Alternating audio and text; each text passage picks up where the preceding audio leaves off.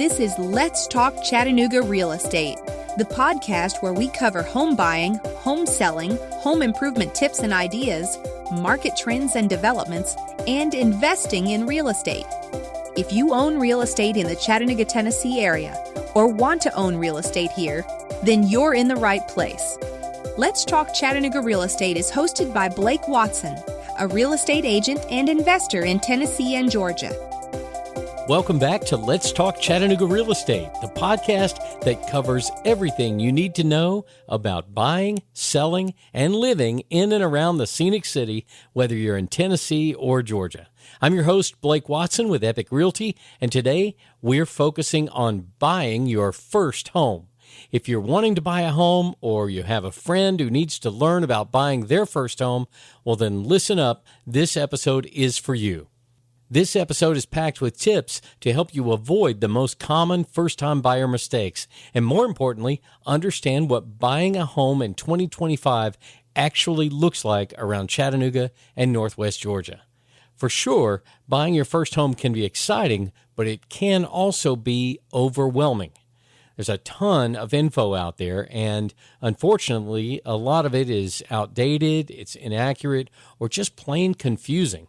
So today, I'm going to bust some myths and give you the real story, especially in the context of the current market.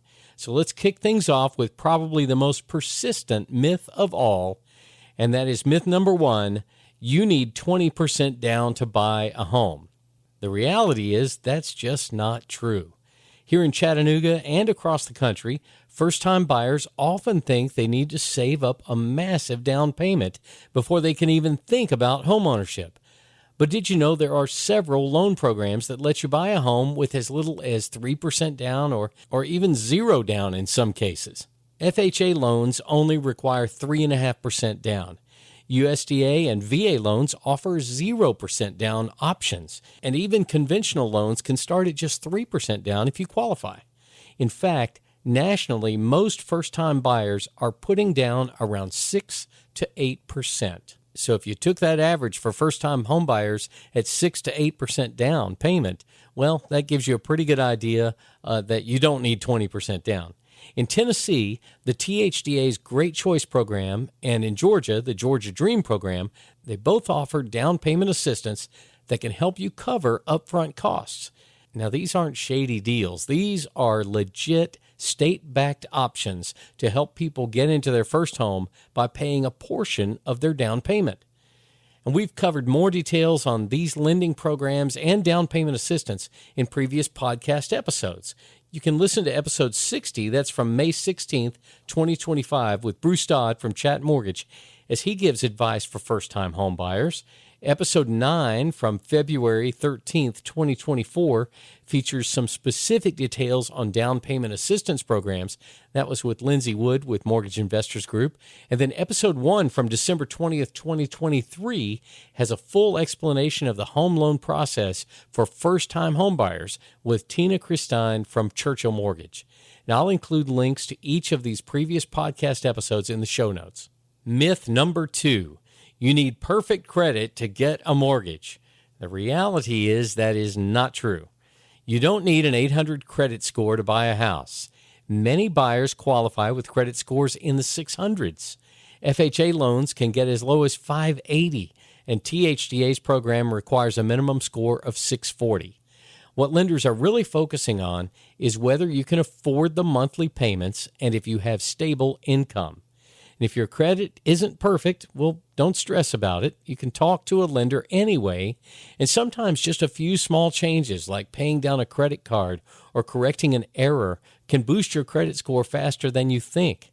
A lender can help guide you to a better credit score. And I always encourage my clients to talk to a lender right away when they first start thinking about buying a house.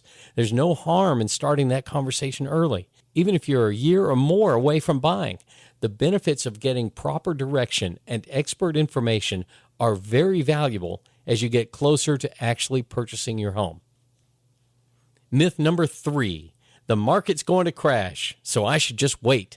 Now, let's talk about this one for a second, because it does come up a lot. and I get it.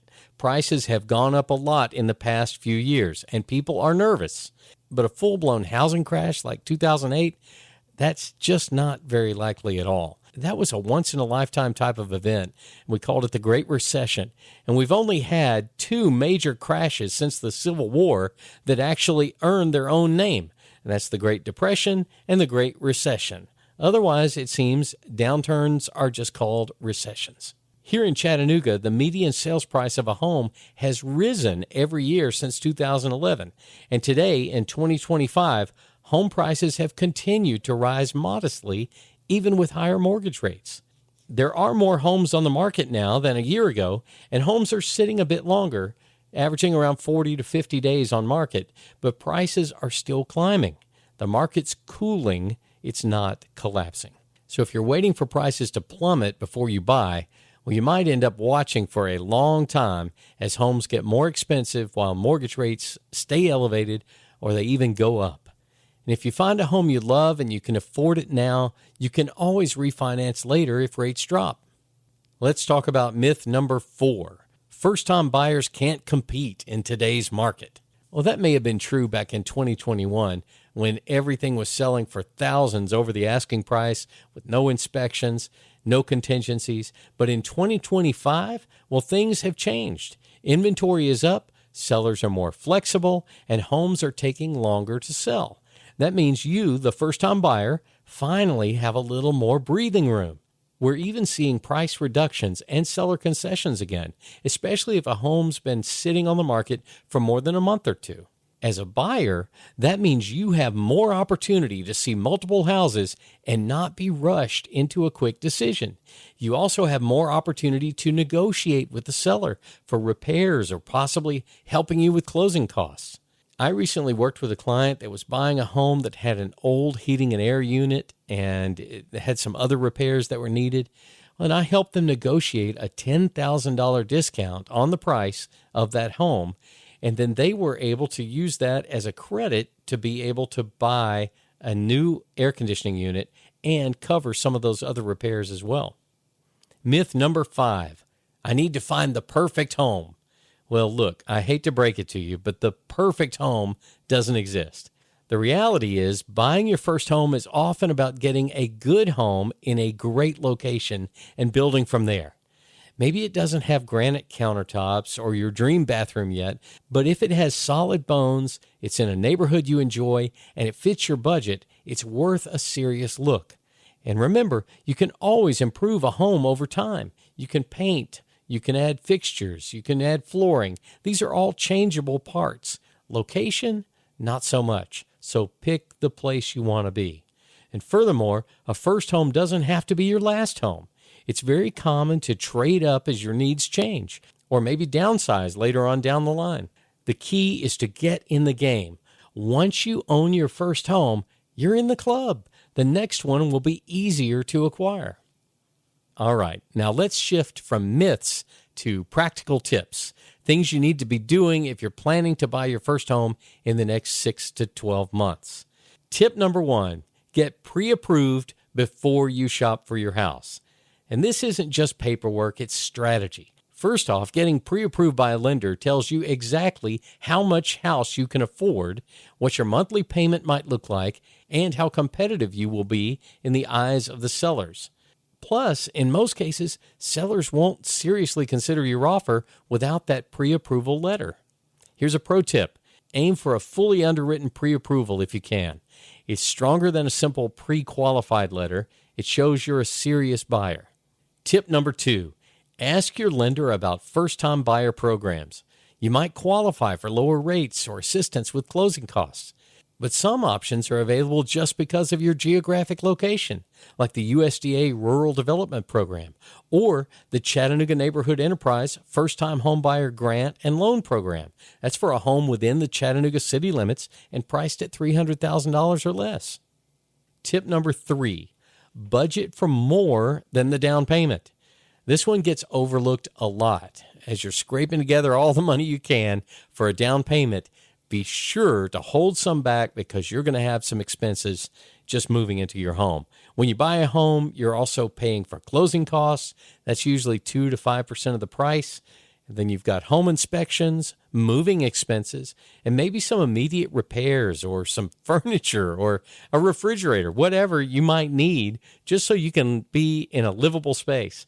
Once you're in the home, you'll need to cover homeowners insurance, property taxes, and regular maintenance. So don't blow your entire savings on your down payment. Keep some cushion in the bank for the unexpected. Tip number 4, work with a local realtor you can trust.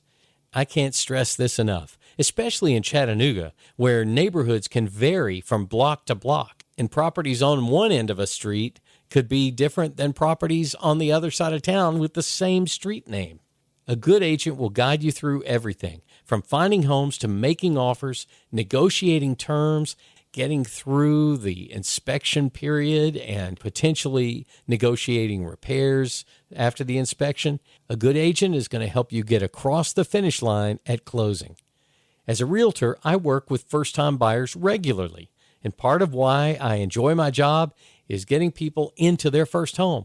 It's a big deal, so I provide education and information all along the way.